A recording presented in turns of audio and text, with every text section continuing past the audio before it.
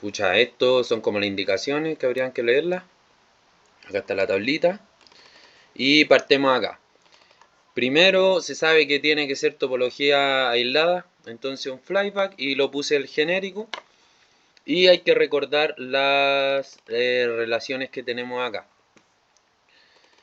En el estado 1 es cuando este MOSFET está activo, o sea, un cable, el voltaje que va a haber va a ser 0 y la corriente que va a haber del MOSFET va a ser IM solamente porque acá este va a estar abierto, entonces no hay corriente, ¿cachan?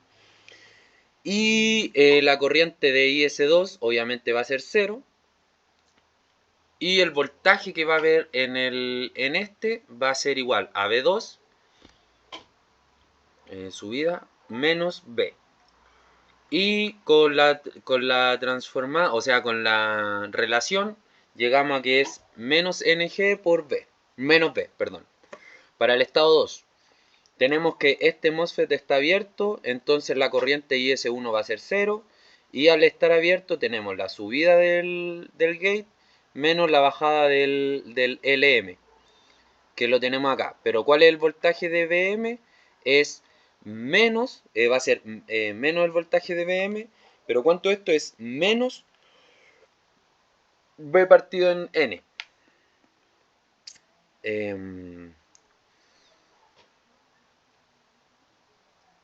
Y bueno, acá la corriente es IS2, que es va a ser igual a menos B partido en R, y el voltaje del segundo switch, como este es un cable que ya está, tenemos 0.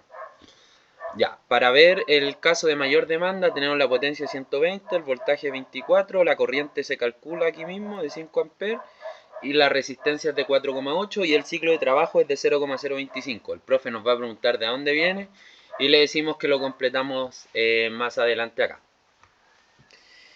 Luego sabemos que el voltaje de bloqueo va a ser igual a ¿qué? A VG más B, que la salida de la máxima demanda es B sobre el número de vueltas, es 3 y nos da 319. El I de conducción va a ser igual, donde tenemos el I de conducción del S1 acá, que es igual a N por B partido en DR D' sobre R. Esta relación sale del análisis amper segundo del capacitor, que lo tenemos aquí. Ahí, de aquí sale, que este es el D'. ¿Ya? Entonces, bueno, acá llegamos que el voltaje de bloqueo del primer switch tiene que ser 319 y la corriente es de 15,38. Entonces, si nos vamos a la tabla, este podría funcionar al tener este voltaje de bloqueo, pero la corriente que soporta es 8 amperes.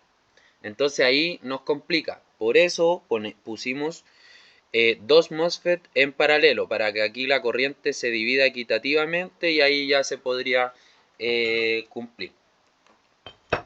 Y bueno, se hace el mismo caso para el switch 2, donde nos da 957 amperes, o sea, volt. Entonces por eso dijimos que tenían que ser dos en serie. Oh, acabo de cachar que aquí no lo dibujé.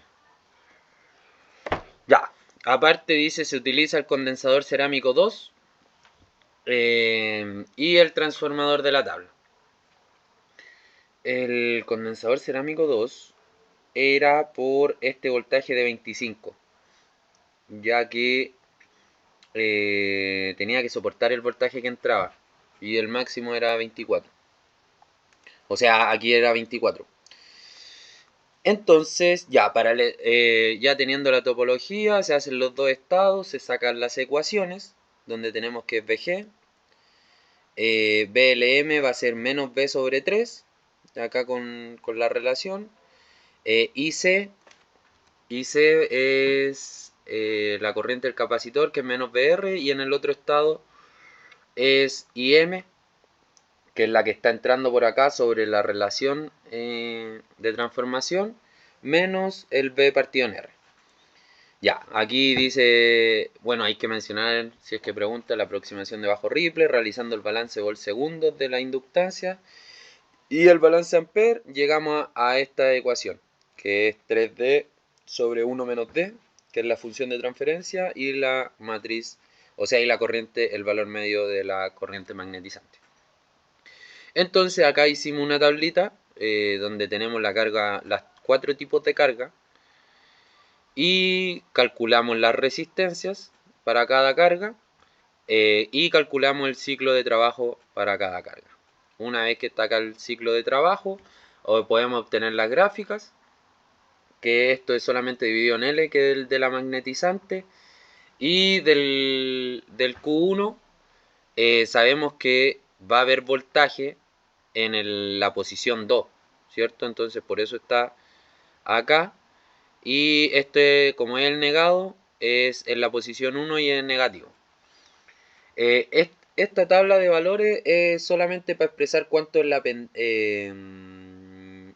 cuánto es el voltaje que va a haber acá, en el Q1, y cuánto es el voltaje que va a haber en el Q2.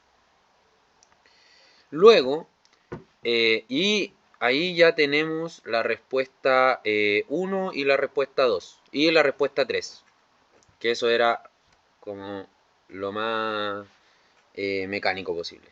Y dice, indique la frecuencia de switching necesarias para cada carga. Entonces aquí hay que tener en cuenta las condiciones que nos pusieron, el rizado máximo de tensión y el de corriente. ¿Ya?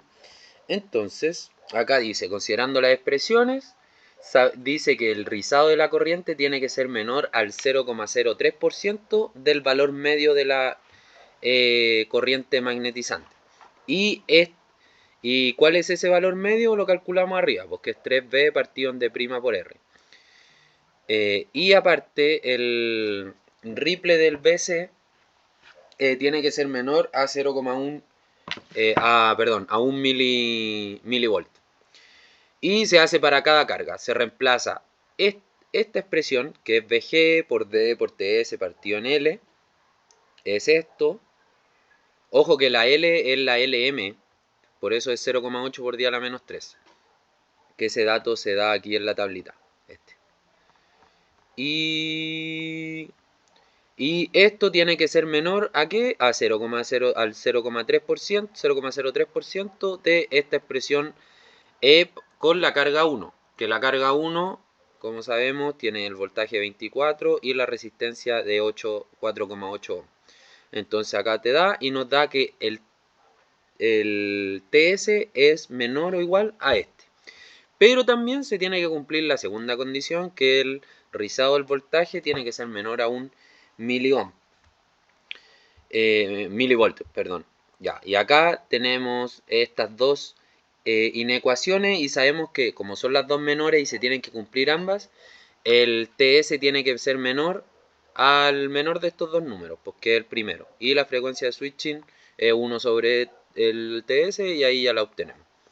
Se hace lo mismo para todas y hay veces en que se escoge como el tiempo, ahí hay que ver el menos nomás. Y eso es, cabrón, no más que eso.